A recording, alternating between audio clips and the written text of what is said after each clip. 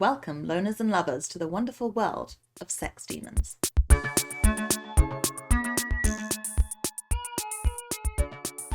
So it's a Valentine's Day special this week, and it's on the fascinating subject of incubi and succubi and how they evolve.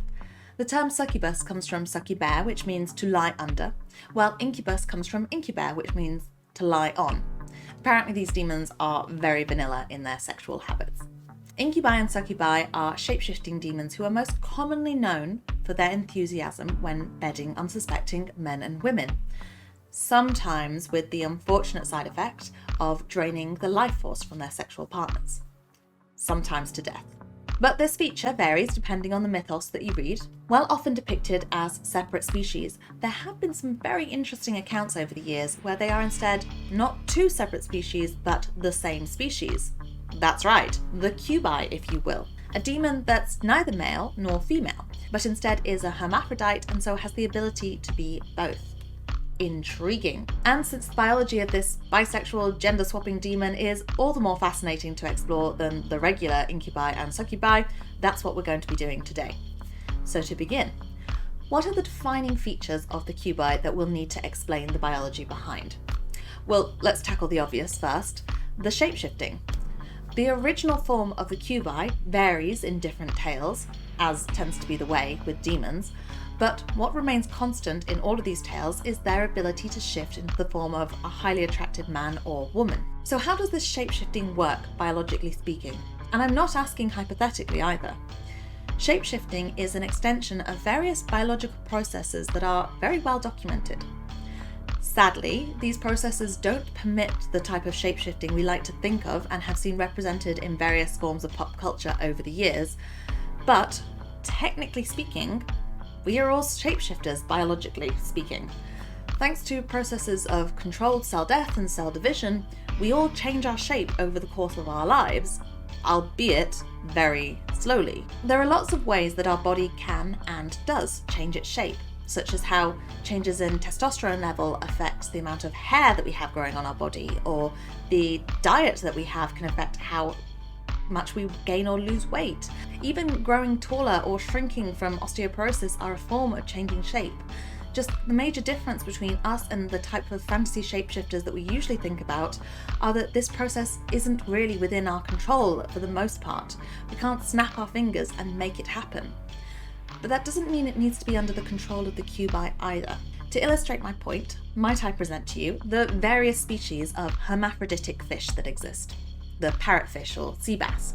Some change from male to female, others from female to male. The example I was taught about at uni involves when a male fish died, the largest female fish in the colony would take on the male's coloration, develop testes, and start producing sperm. This was a biological response to the environment that the fish lived in, and something similar could be happening with the cubi, or even this ability to change shape could be a natural life cycle that the cubi is going through, where they start out female but become male later on, although more on that later. So biologically speaking, how could this shape changing happen? How does a creature that looks one way end up looking another way? Well, it's all down to two processes. First being the killing off of some cells, and the second being the growing of others. Let's illustrate this with the cubi genitalia for a moment, because why not? If the cubi is starting out as male, then there are various parts of the anatomy that will not need to be there anymore when they've changed their shape into a succubus form. Cell pruning, cell suicide, programmed cell death, apoptosis, whatever you want to call it, this is when cells respond to signals telling them to die. A cool example of this in human development is when the webbing that forms between our digits when we're in the womb, as we're developing as a baby, and this dies back. Sometimes, by the way, this doesn't actually happen and a child can be born with webbed fingers and toes in a condition known as syndactyly, which is just a really interesting fact that I couldn't resist adding in here. Not really relevant to the cubi at all. Anyway, back on the cubi. This process of cell death that causes the webbing to die back when we're developing could be what's happening to remove the male sexual organs. Unless the cubi are performing surgery on themselves, which would be so much less impressive, evolutionary speaking, than their penis and testicles apoptosing away because of natural processes. But even without the penis and balls, we still need to account for the cubi's production of new female genitalia. Well, obviously, there would need to be controlled apoptosis to kill off the cells that are in the parts of the anatomy where things like the vaginal canal and the cavity of the womb need to exist, but killing off cells alone won't be enough. We also need to produce new organs and tissues that weren't there before. So how can that happen? Well, the ability to grow new tissues is very interesting. We see it in nature in creatures like salamanders and some frogs, who can regrow limbs after carelessly losing them to, say, a predator. But even their ability to regrow tissues is limited, usually by the incy problem of regenerating bone.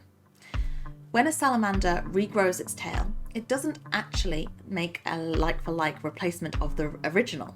Instead, when it replaces the limb, what was bone is replaced with cartilage. Now, this doesn't need to be a problem for the cubi, since men and women have the same number of bones in their body. All the cubi are changing physically when they gender swap are the boneless parts of their anatomy. Sure, the bones of men and women aren't the same shape, jaw bones, cranial ridges, but importantly, they could just use a cartilage substance over the top of the bone to extend the shape of it in the form that they need. As long as the cubi aren't trying to change their height, which would mean all sorts of troubles I'm not going to go into here, then the more superficial changes, say to lip shape, breast shape, could mostly be handled through changes in soft tissue. So this shape-changing thing is not impossible, but it's certainly not easy. It takes lizards around 60 days to regrow their tail after they've lost it. This may be less for a cubi if its shape-shifting is more superficial in nature, but they are still likely to need a lot of time when it comes to the gender swapping. Oh, and in case anyone was wondering, lizards have functioning peripheral nerves in their regenerated tails, so there is no reason to think that the cubi wouldn't be able to feel in any bits of their anatomy that they are changing. I have every confidence in the ability of these sex pests to enjoy doing the naughty. So shapeshifting is possible, within reason, but it will take some time, which leads me on to another problem with the features of the cubi, specifically their procreation. This all ties in with why the cubi are gender swapping in the first place. Interestingly, priest and theologian Thomas Aquinas described the cubi as sterile. He insisted that the way they procreate is through the cubi having sex as a succubus with a man, and then the succubi collecting and storing all the semen that was ejaculated inside of them, and then going on to use this semen to impregnate a woman that they then sleep with as an incubus. The imagination of priests, eh? So what are the issues that we all need to explain here? Well, first off, if it would take such a long time for a cubi to change their gender from a woman to a man, then we need to find a way of keeping their stored semen alive during that time. Now, this part is really fascinating. Sperm can only survive for about 5 days in a woman's vagina. Out in the open, that drops to no more than a few minutes. But if not ejaculated, then sperm can stay in a man's testicles for about 74 days. And you're going to love me for this, but yes, we're going into the biology behind why. In the vagina, the acidic fluids there kill off many sperm, while white blood cells attack and consume many of the others. It is a tough life if you're a sperm. So since we know it's going to take a long time for the cubi to change from a woman into a man, then they're going to need a friendly environment down there for these little guys to survive in. This probably means that instead of the sperm swimming into a uterus, they will swim into an organ that's especially designed for storing them, and potentially doing more to them too. The length of time it takes for the cubi to change gender might actually be a really important part of cubi procreation. Because what good will impregnating a woman with another man's semen do when it comes to sustaining the cubi race? None. Unless the cubi is doing something to those little semen before it ejaculates them as an incubus. Live cell gene editing is a recent advance tech-wise in the real world, so the notion of a living creature being able to do this is beyond cool. Researchers are developing all sorts of gels and creams that can currently deliver a bacteria capable of editing DNA into the body. This could be a similar mechanism to what the cubi are doing when they infect the sperm of the man who they had sex with as a succubus. If they have a bacteria that's capable of editing the DNA, then this bacteria could also be passed on through the sperm to the egg that is inseminated. So the baby cubi also has the ability and can follow in its father's footsteps. It is a cubi. And the coolest part is that this notion of bacteria existing symbiotically within a sperm wouldn't even be a new thing. If you've watched the Inheritance of Magic video that I did, then you will have heard me fangirling about mitochondria. They're an organelle that exist in our cells, and they evolved eons ago from bacteria. This is why mitochondria have DNA that's so different from our own. Now, sperm have mitochondria, but the mitochondria exist in the tail, which dies off because only the head of the sperm penetrates into the egg, meaning that the mitochondria the man has never gets passed on. So if this bacteria exists in the cubi, then it would need to exist in the head of the sperm. Now, this might cause some problems for motility of the little cubi sperm, but it's also possible that the cubi's bacteria is editing the sperm in other ways to make them super motile while it's making the other edits that it's doing. So I'm willing to overlook this. So what does all of this mean for the evolution of the cubi? Is the species biologically plausible or implausible? It's actually quite plausible. There is nothing I've described here that wouldn't be potentially possible through evolution.